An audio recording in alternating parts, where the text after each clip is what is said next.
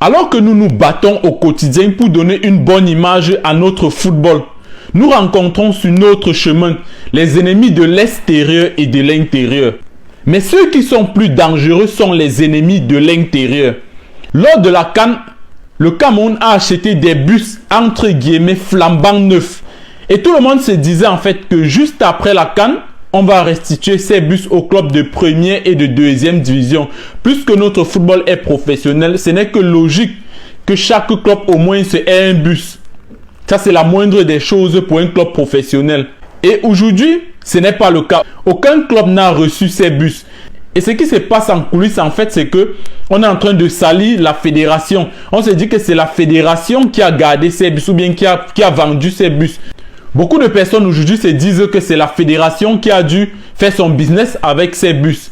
Mais ce n'est pas le cas. La CATV a donc pris le soin de mener une enquête, une petite enquête. Moi, je vais dire c'est une petite enquête sur ces bus. Parce que depuis quelques semaines, les journaux ont commencé à soulever ce problème de 89 bus qui ont disparu. Seul le bus des Lions est encore là. C'est le seul bus qui reste.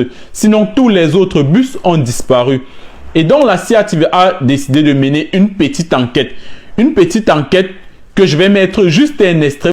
Vous allez regarder cet extrait et on se prend juste après. FIFA, 2 mois plus tard, après la grande parade, les parkings sont vides aux 3/4. Seul moteur qui ronfle, celui des Lions indomptables, stationné au siège de la FICA Foot. Où sont donc passés les autres? La question embarque les avis de toutes sortes. La presse s'interroge, les réseaux sociaux s'enflamment et sur ce boulevard de la toile, les véhicules auraient pris la route des différents pays à qui ils avaient été donnés. Une version battue en brèche par une source officielle au ministère des Transports. Ici, l'on apprend hors micro que l'acquisition de ces bus et autres minibus n'était en réalité qu'une location valide 53 jours. Passé le délai, les bus ont tout simplement retrouvé le garage de leur légitime propriétaire qui en disposerait selon son bon vouloir. Au cours de la récente CAN, le gouvernement camerounais a signé un contrat avec une société privée pour louer non seulement ces bus,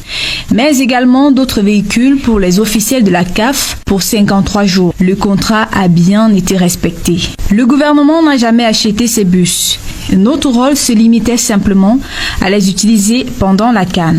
Rien d'anormal en réalité, la pratique étant légale et courante. Pas de quoi donc entacher le souvenir sucré de cette CAN légendaire qui reste encore bien chaud dans les mémoires. Dans cette enquête, vous pouvez bien voir que la CATV nous fait comprendre qu'ils ont interrogé le ministère des Transports. Et le ministère des Transports relève que les bus avaient été loués et non achetés. Le ministère des Transports est en train de nous dire ici que les bus avaient été loués. Mais je vais vous montrer encore un autre extrait qui vient du ministère en décembre dernier lors de l'acquisition de ces bus. Une vidéo publiée sur la page du ministère. Vous pouvez aller fouiller sur la page du ministère des Transports. Vous allez trouver cette vidéo où le ministère dit que les bus viennent d'arriver, les bus flambant neufs venant du port. Vous allez bien voir, regardez cette vidéo, les bus viennent bien du port.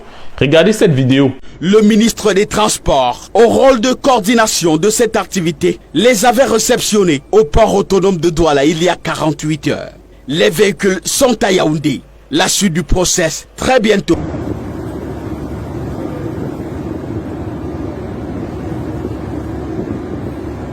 On constate bien que c'est un gros mensonge. Là, on voit les bus sortis du port et on nous dit que les bus avaient été loués. Et on se pose bien la question, mais pour qui est-ce que ces gens sont en train de nous prendre? Où est-ce que ces bus avaient été loués pour venir par le port?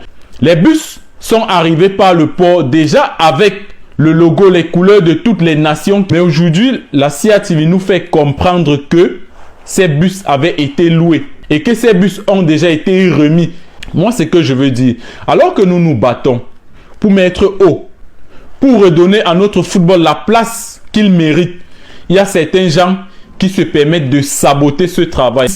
Et lorsqu'ils sabotent ce travail, ça repose sur le dos de la fédération qui ne connaît rien de tout ça. Moi, je vais vous dire, tous ceux qui vont saboter le travail qui s'abat au niveau de la fédération aujourd'hui vont nous trouver sur leur chemin. On ne peut pas avaler un mensonge aussi grossier que celui-ci. Il n'y a pas encore 5 mois, vous nous avez montré les vidéos où les bus venaient du port. Quelques mois après, vous nous dites que les bus avaient été loués. Là maintenant, on ne sait pas si ces bus avaient été loués dans un pays voisin ou en Europe ou en Chine, on ne sait pas. Comment est-ce que ces bus ont fait pour se retrouver au niveau du port? Ou c'était un montage? Prenez-vous au sérieux et on va aussi vous prendre au sérieux. Vous ne pouvez pas mener une enquête aussi légère que celle-ci.